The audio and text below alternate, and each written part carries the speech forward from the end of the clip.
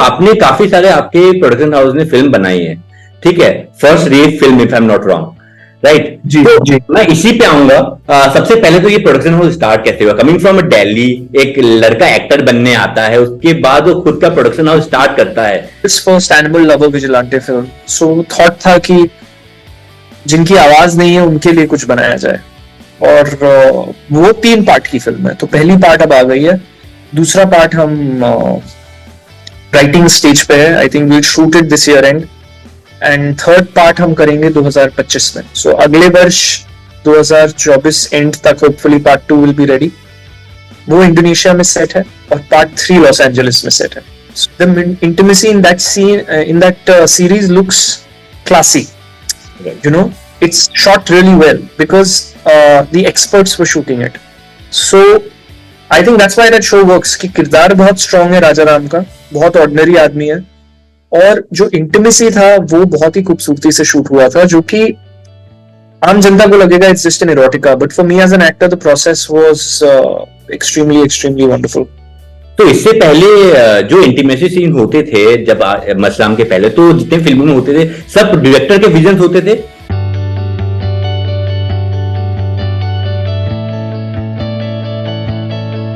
Thank you so much Anshuman for joining.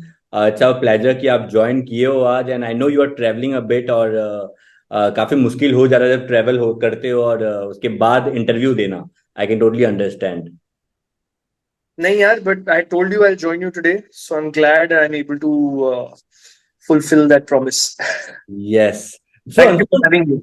या सो Anshuman start करते हैं। स्टार्ट करने के पहले मैं सबको बता दूं, आई नो आपको इंट्रोडक्शन की जरूरत नहीं है, बहुत लोगों ने आपको रिसेंटली लक्कर बग्गा में देखा था, राइट? एंड जी काफी लोगों ने अप्रिशिएट किया था जी वो रोल को जो आपने प्ले किया था, जो कैरेक्टर आपने प्ले किया था। उस पर हम लोग सेपरेट क्वेश्चंस में आएंगे, बट उससे पहले मैं लोगों को बता जी दूं, आप एक्टर हो, आप प्रोड्यूसर हो, आप थिएटर डायरेक्टर हो, जी राइट? तो थोड़ा जी रिवाइंड करते हैं अंशुमन, थोड़ा रिवाइंड करते हैं आप शुरुआत। मैं जब आप पे रिसर्च कर रहा था, मेरी टीम आप पे रिसर्च कर रही थी, आप 13 साल के थे तब आप बॉम्बे आ गए थे दिल्ली से, if I am not wrong, जी जी और एक्टर बनने के लिए आए थे बॉम्बे। जी। मेरी बहन बंबई में थी। मैं एक्चुअली शिफ्ट किया जब मैं 17 का था, लेकिन 13 साल की उम्र से मैं यहाँ समर टाइम वर्कशॉप्स होते हैं पृथ्वी थिएटर में। राइट। सो सो मैं क्योंकि एक्टर बनना था और मिडिल क्लास फैमिलीज में अभी भी स्ट्रगल है, तब तो बहुत ज्यादा स्ट्रगल होती थी कि मतलब एक्टर बनना है लेकिन और जिंदगी में क्या करना है, ऐसा वाला सवाल उठता था, राइट। दूसरे साल में मैंने संजना कपूर का एक वर्कशॉप किया था, रामनाथ हरवाल जी। उन्होंने मुझे कास्ट किया एक नाटक में झगड़ापुर करके, जो कि समर टाइम में ही होता था। तो फिर मैं नेक्स्ट ईयर आया, उसकी रिहर्सल की, वो प्ले परफॉर्म किया पृथ्वी में। और फिर जब मैं 16 साल का था, तो वर्कशॉप्स होते हैं 16 साल तक की उम्र तक, तो वो राइट। मेरा लास्ट ईयर था। उसके बाद मैं नहीं। तो अतुल कुमार जिनका वर्कशॉप में करता था, बहुत बड़े थिएटर डायरेक्टर है, उन्होंने मुझसे कहा कि आप दिल्ली छोड़ने से पहले बैरी जॉन है उनका कोर्स जरूर कर दीजिएगा, एज एन एक्टर बहुत अच्छा होगा। इन मुंबई। तो मैं गया फिर बैरी के पास दिल्ली में। और क्योंकि मैं 16 का था, बैरी ने मुझे बोला कि जब 18 के हो जाओगे तब आना, क्योंकि मेरा कोर्स अडल्ट्स के लिए है। तो मैंने उनको बोला कि नहीं, 17 की उम्र में मैं दिल्ली छोड़ के बॉम्बे चला जाऊंगा, तो 18 तो मैं दिल्ली में रहूंगा ही नहीं। और उस वक्त बैरी बॉम्बे नहीं आना चाहते थे। अभी बैरी बॉम्बे में है, राइट। लेकिन उस समय ऐसा था कि उनको बॉम्बे बिल्कुल नहीं आना था। तो मैंने उनसे बहुत बार बार गया उनके यहाँ। 1 साल तक जब जाता रहा, तो एक मैजिकल चीज हो गई यूनिवर्स की, कि उनका जो इंस्टीट्यूट था वो नोएडा में हुआ करता था, वो समहाउ बंद वहां होके साकेत शिफ्ट कर गया, जो मेरे घर से 10 मिनट दूर था। राइट। तो फिर क्या हुआ कि मैं उनके यहाँ और रेगुलरली जाने लगा, क्योंकि उतनी दूर नहीं जाना पड़ता था। तो आई थिंक वो तंग आके उन्होंने फाइनली, जब मैं 17 का हुआ, तो उन्होंने बोला अच्छा कर लो। So I think I am the only probably person only person जिन्होंने who did the diploma course which is meant for adults when I was not an adult. I was 17. I So think आप पहले थे जिन्होंने उस वक्त में, जो उस एज में आपने क्रैक किया था। आई थिंक थिएटर में गए थे या बैरी जॉन के से वहां से आपने निकले थे। मतलब वो ऐसा नहीं था कि वो कुछ एफर्ट था कि वही करना है। वो एक्चुअली या वैसा कुछ रिकॉर्ड बनाना है, ऐसा कुछ नहीं। सीन ये था कि मैं दिल्ली से बॉम्बे शिफ्ट करने वाला था। मैं बड़ा क्लियर था कि मैं जैसे ही 12th का बोर्ड खत्म होगा मैं बॉम्बे आ जाऊंगा परमानेंटली। और बॉम्बे आने से पहले बैरी का कोर्स करना है, क्योंकि बैरी बॉम्बे नहीं आएगा। तो Correct. वो ढीठपने में वो कोर्स हुआ, और उसी में ये हो गया कि और उसके बाद बैरी एक नाटक कर रहे थे, it's all about money Honey, तो उन्होंने मुझे उसमें कास्ट कर लिया, जो कि बहुत ही बड़ा लर्निंग एक्सपीरियंस था मेरे लिए, क्योंकि सब बड़े बड़े एक्टर्स थे, उम्र में भी एक्सपीरियंस में भी, तो उन सबके साथ सीखने को बहुत मिला, ट्रैवल करने को मिला। जम्मू कश्मीर गए थे हम लोग फेस्टिवल के लिए, तो अलग थिएटर ग्रुप्स को देखने का मौका मिला, अलग एक्टर्स को देखने का मौका मिला, अलग नाटक देखने का मौका मिला। तो एक्सपोजर बहुत ही कमाल की चीज होती है जिंदगी में। और आप अगर कुएं के मेंढक रहेंगे तो आपको लगेगी कुएं की ही दुनिया है। तो इसीलिए बहुत जरूरी होता है कुएं से बाहर निकलना, और दुनिया देखना, और ये समझना कि कितना कम आता है हमें। जब जितना ज्यादा आएगा उतना आपको ज्यादा लगेगा कि आपको उतना कम आता है। समझ रहे हैं आप? So the more you know, the more you realize, the lesser you know. Yeah. Because the world is, our limited brain as human beings is very, it's limited, so to say. Limited. हम True. सब नहीं सीख सकते, तो जितना सीखने को मिले जिंदगी में, छोटी सी जिंदगी है, सीखना चाहिए उसमें। सो हाँ, फिर वो बैरी का कोर्स हुआ, वो नाटक हुआ, और फिर मैं एज जिस दिन मेरा 12th का कोर्स एग्जाम, बोर्ड एग्जाम खत्म हुआ, मैं उस दिन राजधानी पकड़ के बॉम्बे आ गया एज पर प्लान। तो मैं जेन्युइनली अपनी लाइफ काफी यंग एज से वैसे प्लान किया था कि मुझे बॉम्बे आके जेवियर्स में पढ़ना है। मैंने और किसी कॉलेज में अप्लाई नहीं किया था। कॉन्फिडेंस देखिए लौंडे का। आ, और बोर्ड के रिजल्ट्स में भी नहीं वो नहीं आए थे, और जेवियर्स का कट ऑफ था 90%। और मेरा आर्ट्स में उस साल मैंने साउथ दिल्ली टॉप किया, 89.9% आए मेरे। मतलब तो पढ़ाई मेरा में अच्छे थे। फर्स्ट कट, सॉरी, आप पढ़ाई में अच्छे थे स्टार्टिंग से। मैं बहुत अच्छा था। मैं एक्चुअली साइंस, मेरा परिवार चाहता था मैं साइंस करूं, और 1 महीने साइंस भी किया मैंने। फिर मैंने बोला कि मुझे एक्टिंग करनी है, तो मैं 2 साल क्यों बर्बाद करूं साइंस पढ़ के।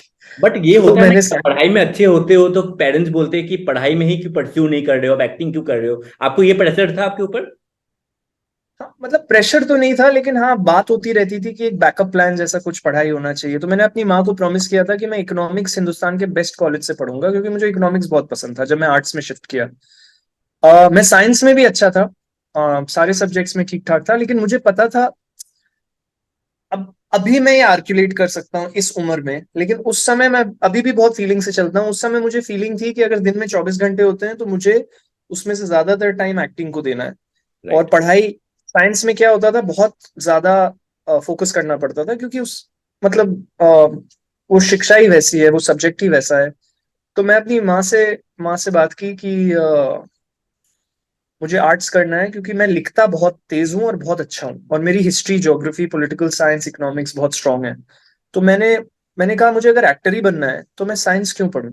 तो मुझे एक्चुअली 1 महीने साइंस लेना पड़ा, क्योंकि मेरे परिवार में लोग माने नहीं। और फिर मैंने क्या किया, मैंने पहला यूनिट टेस्ट में मैथ्स का पेपर छोड़ दिया। मैं 2 घंटे ऐसे बैठा रहा, कुछ लिखा ही नहीं मैंने। तो फिर प्रिंसिपल ने मुझे बुलाया, क्योंकि मैं हेड बॉय बनने वाला था स्कूल का। तो उन्होंने कहा ऐसा क्यों किया तुमने।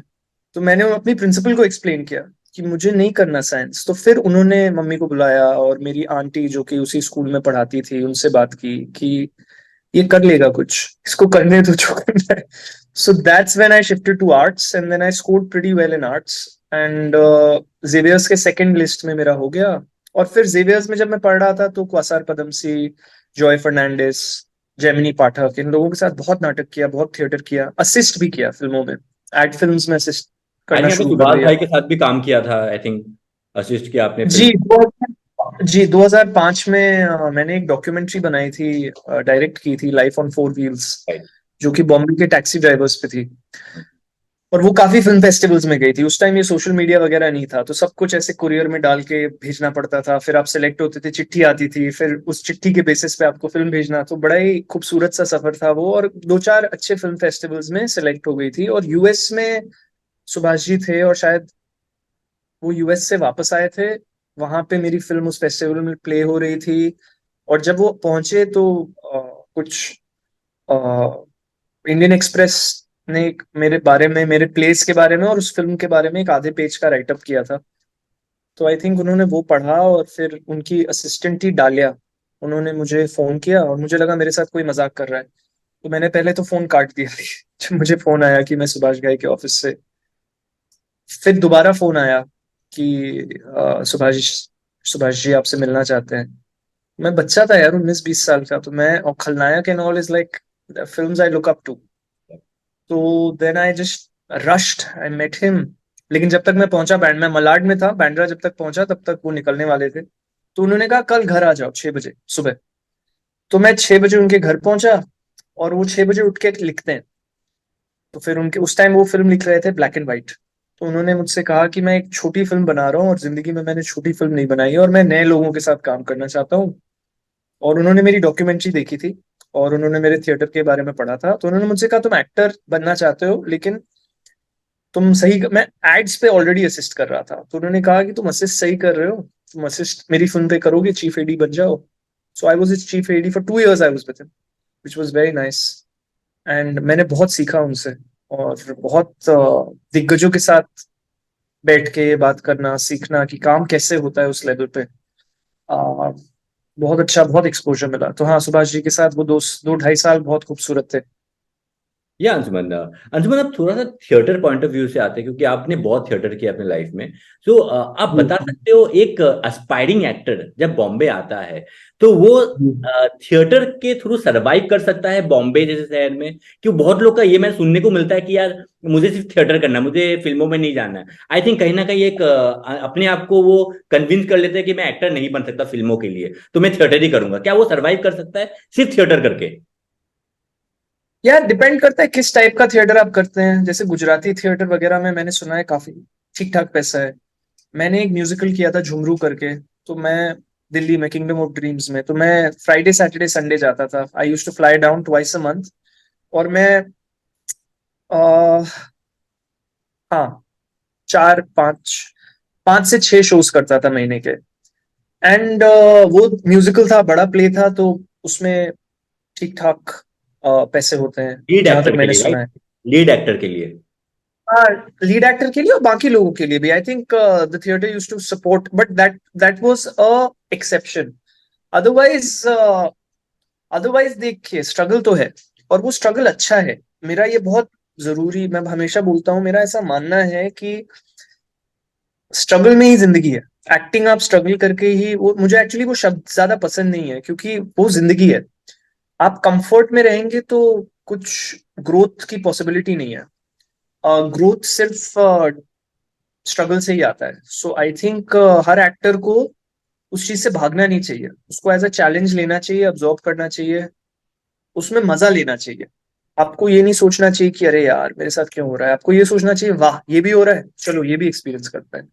अगर आपका एटीट्यूड वो रहेगा लाइफ की तरफ, तो अपने आप तब ऐसा होगा कि कुछ चैलेंज ही नहीं रहेगा ना। राइट। आपको कोई माइनस में भी डाल देगा तो आप खुश रहेंगे। तो उसके बाद क्या होगा, जब आप ग्रो करेंगे, तो मुझसे अभी लोग पूछते हैं कि मैं इतने कम दिनों में इतनी टाइट और इतनी अच्छी फिल्में कैसे बना लेता हूँ। वो मैं इसलिए प्रोड्यूस कर पाते हैं हम, क्योंकि मैंने सारे काम किए हैं। मैं डीए भी रह चुका हूँ, थर्ड एडी भी रहा हूँ, सेकंड एडी भी रहा हूँ, फर्स्ट एडी भी रहा हूँ। मुझे सेट पे रहना अच्छा लगता है, मैं चाय भी पिला सकता हूँ अभी भी, मुझे कोई प्रॉब्लम नहीं है, कोई ईगो नहीं है। क्योंकि मुद्दा है पिक्चर बनाना, पिक्चर अच्छी बननी चाहिए। या नाटक कर रहे हो तो नाटक अच्छा बनना चाहिए। आ, मुझे उन एक्टर्स से ज्यादा प्यार नहीं होता जो खुद को फिल्म या नाटक से ज्यादा बड़ा समझते हैं या इम्पोर्टेंट समझते हैं। जो प्रोजेक्ट है वो सबसे बड़ा होता है, और एक्टर एक हिस्सा होता है उस प्रोजेक्ट का। तो मैं अपनी जगह एज एन एक्टर हमेशा समझता था, और मेरी पूरी नियत और शिद्दत से काम करने का जो जज्बा था वो उस हर प्रोजेक्ट के लिए होता है। तो अगर मैं लकड़बग्गा कर रहा हूँ, तो मैं उस दौरान वो सारी चीजें करता हूँ जो, कैसे बताऊं, जो उस फिल्म के लिए आवश्यक है। आप समझ रहे हैं? तो थिएटर, मैं यंग एक्टर्स को बोलूंगा, थिएटर को एज अ स्टेपिंग स्टोन तो बिल्कुल मत देखिए, क्योंकि अलग मीडियम है। और दूसरी चीज है कि अगर आप स्मार्ट हैं तो आप सर्वाइव कर लेंगे। साइड बाय साइड मेरे कितने दोस्त हैं, हम लोगों ने एक्चुअली, बहुत लोग हैं जिन्होंने सर्वाइव किया है थिएटर कर बेस्ट करके। एग्जांपल इज यू यार। हाँ, अगर आपकी जरूरतें कम होंगी ना, तो आप जिंदगी में हमेशा खुश रहेंगे। देखिए, मैं बहुत ही बचपन से, मैं ना शराब पीता हूँ, ना स्मोक करता हूँ, ना पार्टी वार्टी करता हूँ। पेयर प्रेशर में जब कॉलेज में भी जाना पड़ता था तो मैं बहुत नाखुश रहता था। मुझे वो शोर शराबा, मैं वो लड़का था जो अपने दोस्तों को ड्राइव करके वापस लाता है। आ, अभी भी मैं नहीं करता। अभी भी मैं शिकागो में था, सैटरडे नाइट को आफ्टर पार्टी थी, मैं नहीं गया। क्योंकि ऐसा नहीं है मेरा कुछ अगेंस्ट है, मुझे समझ ही में नहीं आता। और मुझे अपनी नींद बहुत प्यारी है। तो मैं 10 बजे सो जाता हूँ, 5 बजे उठ जाता हूँ रोज। और यही मेरी जिंदगी है। और मुझे बहुत खुशी है इससे। मुझे और कुछ ज्यादा, ये प्रायोरिटी है। मैं अपनी नींद को, मैं जो खाना खा रहा हूँ वो, जो मेरे पर्सनल रिलेशनशिप्स हैं उनको प्रायोरिटाइज करता हूँ। तो मैं अपनी बॉडी की तरफ अकाउंटेबल हूँ, और मेरे जो भी क्लोज रिलेशनशिप्स हैं मैं उनको एक्सपेक्ट करता हूँ कि वो मेरी तरफ और मैं उनकी तरफ अकाउंटेबल रहूँ। और आई थिंक हमें ये बच्चों को सिखाना चाहिए। अकाउंटेबिलिटी जो शब्द है बहुत जरूरी है। आप किसी भी चीज को टेकन फॉर ग्रांटेड नहीं ले सकते जस्ट बिकॉज आपके पास है वो। आपको उसकी तरफ कॉन्स्टेंटली कंट्रीब्यूट, सर्विस करना पड़ेगा। तो इसीलिए मेरा एक, जितनी भी एक्टिंग मैंने सीखी है उससे मेरा एक 10 मिनट का मॉड्यूल है, अलग अलग। सो आदिशक्ति से मैंने कुछ सीखा है, बैरी जॉन से कुछ सीखा है जो मेरे प्रोसेस का हिस्सा है। वो मैं रोज सुबह उठ के 5 मिनट कर लेता हूँ। तो वो मेरा रियाज है। अभी मैं थिएटर बहुत मिस कर रहा हूँ, क्योंकि मैंने थिएटर कुछ समय से, 7 साल से अब किया नहीं है। तो मैं कोशिश कर रहा हूँ कि एक नाटक करूँ, और अगले साल शायद मैं एक नाटक करूंगा। या अंजुमन,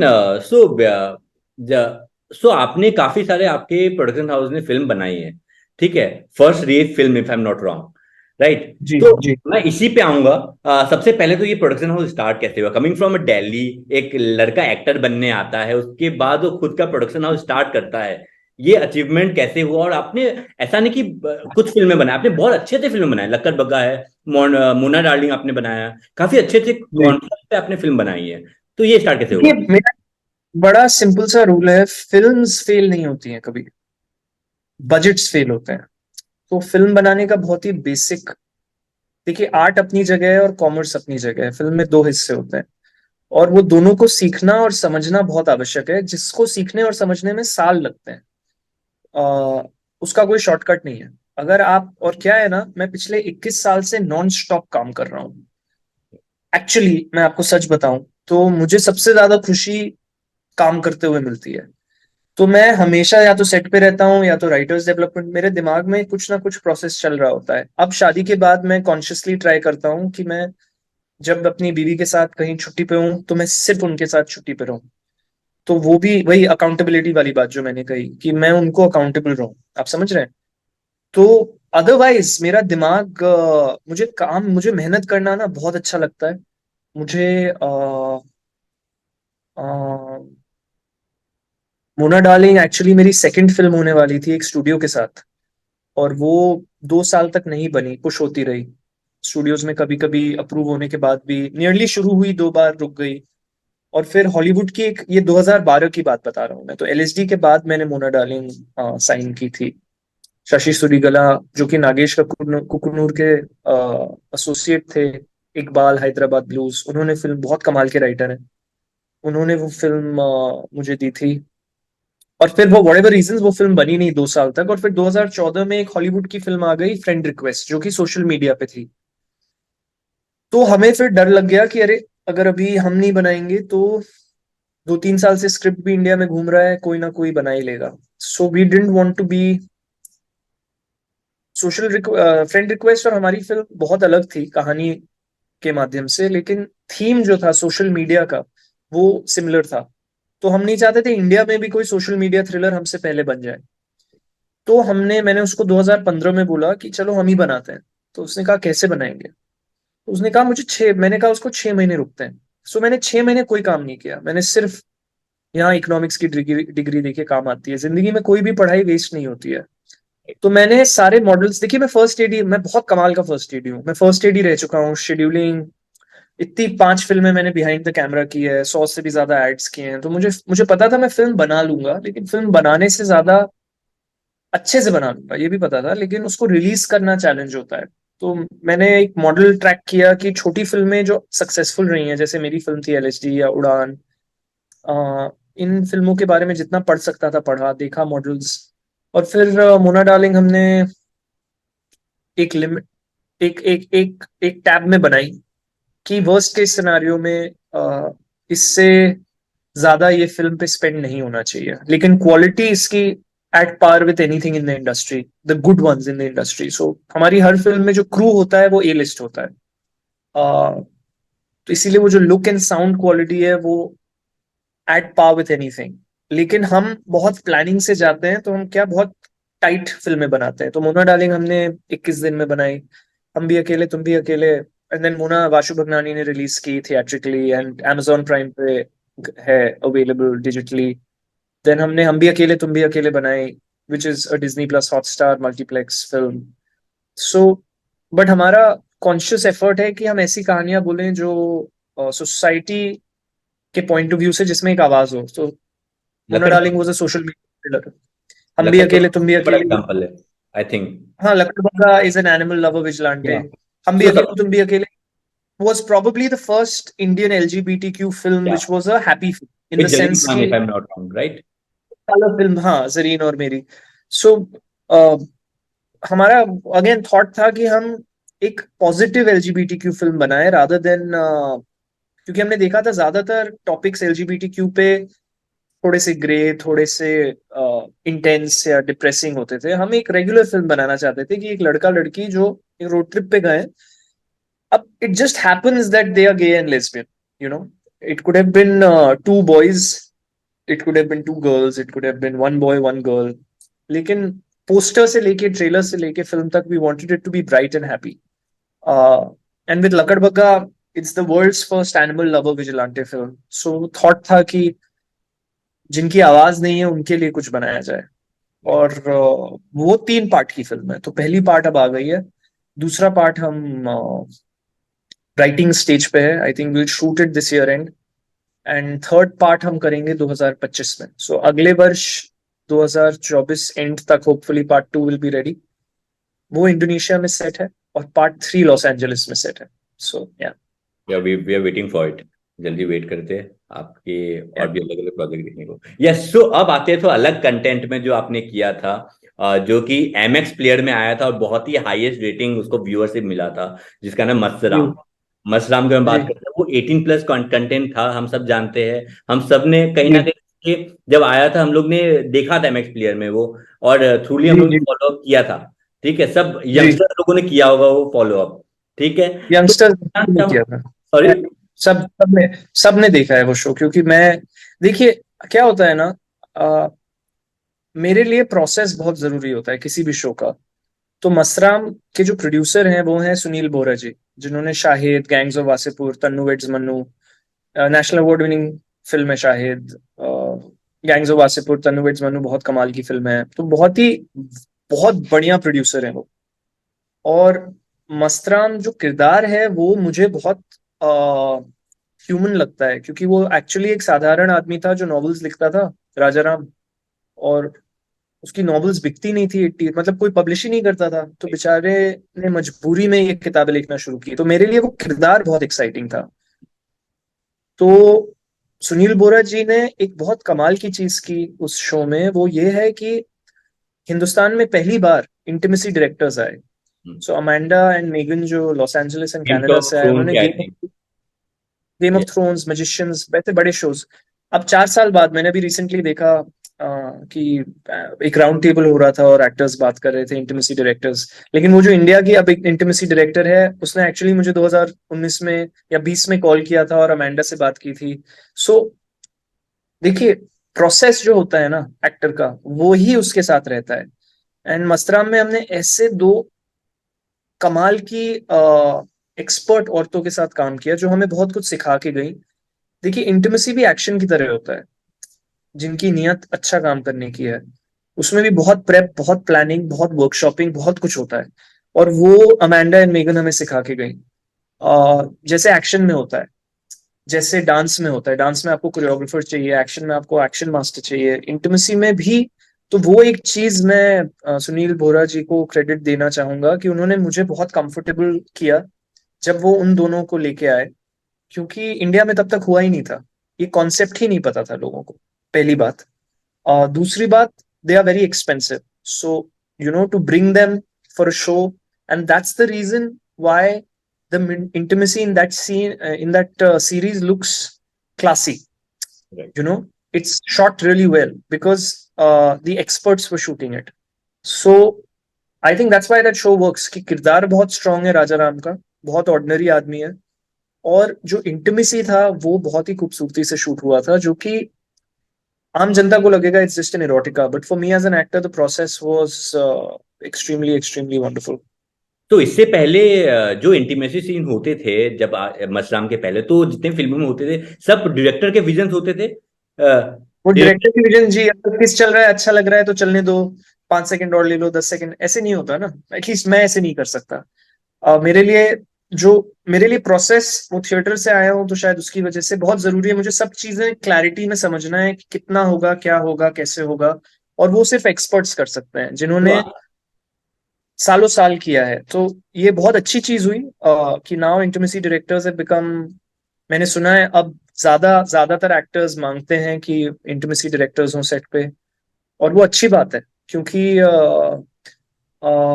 कंसेंट बहुत जरूरी है, रिस्पेक्ट बहुत जरूरी है, और काम करने का एक डिसिप्लिन बहुत जरूरी है, जो कि अगर एक इंटीमेसी प्रोफेशनल इंटीमेसी डायरेक्टर होता है तो वो एक सिस्टम, एक एटमोसफेयर बन जाता है। लास्ट सवाल है, आखिरी सवाल है। तो अब आते हैं जी। थोड़ा बहुत सारे पॉजिटिव वाइब को लेकर, आपके शादी में आते हैं। आपने last year you got married, right? जी। सायरा विक्टर, जी। If I am not wrong, right? जी। So she is Yeah. American, she is American. तो उन्होंने आपकी कोई फिल्म देखी थी पहले, या फिर आपने बाद में दिखाया उनको? नहीं, उन्होंने उन्होंने सिर्फ आमिर खान की फिल्म देखी थी। उन्होंने सिर्फ पीके, थ्री इडियट्स, ये वाली, तो ये हिंदी? सिर्फ आमिर सर, या उन्होंने सिर्फ मुझसे मिलने से पहले उन्होंने सिर्फ आमिर सर की फिल्में देखी थी, जो कि एक्चुअली काफी एक्साइटिंग था, क्योंकि मुझे आमिर सर बहुत पसंद है, और जब मैं उनसे हिंदी फिल्मों की बात की तो उन्होंने पीके और थ्री इडियट्स की बात की, और मुझे वो फिल्में बहुत पसंद है।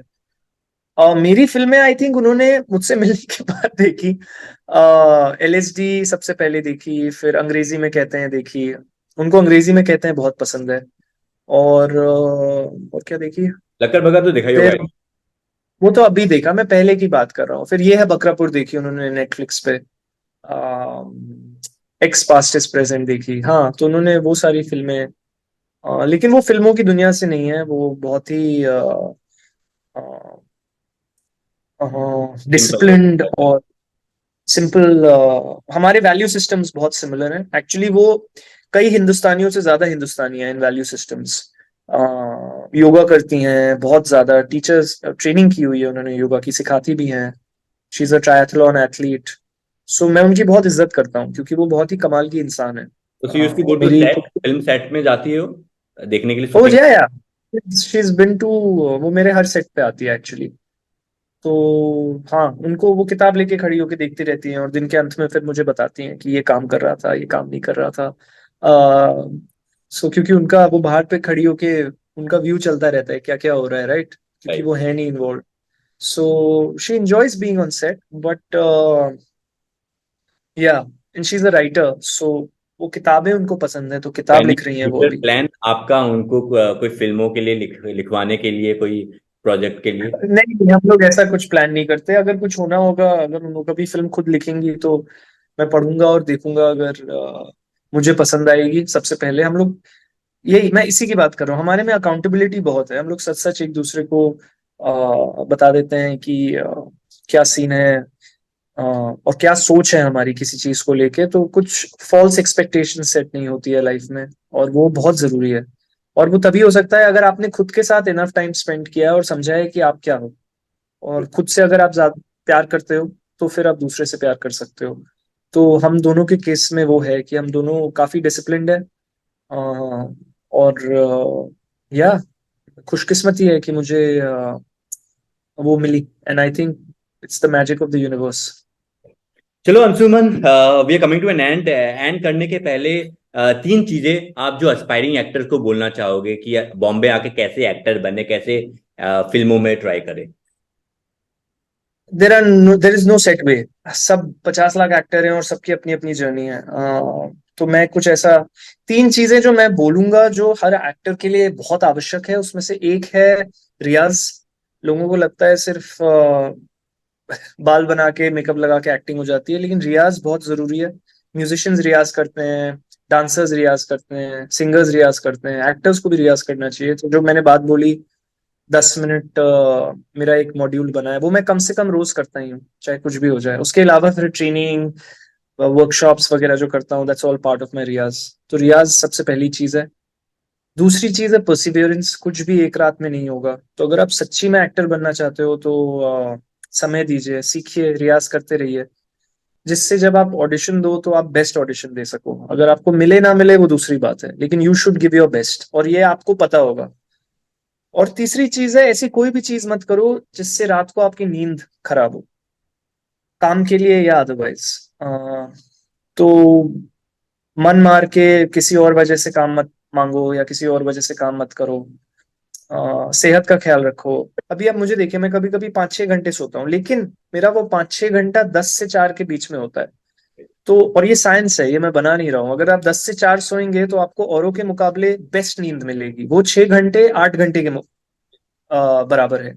और ये साइंस है, ये मैं नहीं बना रहा हूँ, it's actually a fact. So depend करता है कि आप में भूख होनी चाहिए, और उसके लिए काम के प्रति। तो अगर आपको लगे अरे यार लालच है, एक और गुलाब जामुन खा लूं, दो और खा लूं, वो ग्रीड है, वो आपकी जरूरत नहीं है। तो as an actor you need to only pay attention to your needs, not your wants. आपकी जो जरूरतें हैं आप उस पर फोकस करिए, keep it bare minimum and keep working non stop. That's the only way. You need to keep going, keep going, keep going. और अगर आप वो करते रहेंगे तो खुद ब खुद रास्ते खुलते जाएंगे। और एक्सक्यूज, कभी भी दुखी नहीं होने का और एक्सक्यूज नहीं बनाने का। क्योंकि अगर कुछ अच्छा हुआ है तो वो आपकी वजह से हुआ है, और अगर कुछ बुरा भी हुआ है वो भी आपकी वजह से हुआ है इनडायरेक्टली। शायद आपको नजर ना आए, लेकिन वो कहीं ना कहीं आपका चॉइस होगा जिसकी वजह से आप अच्छी या बुरी स्थिति में पहुंचे।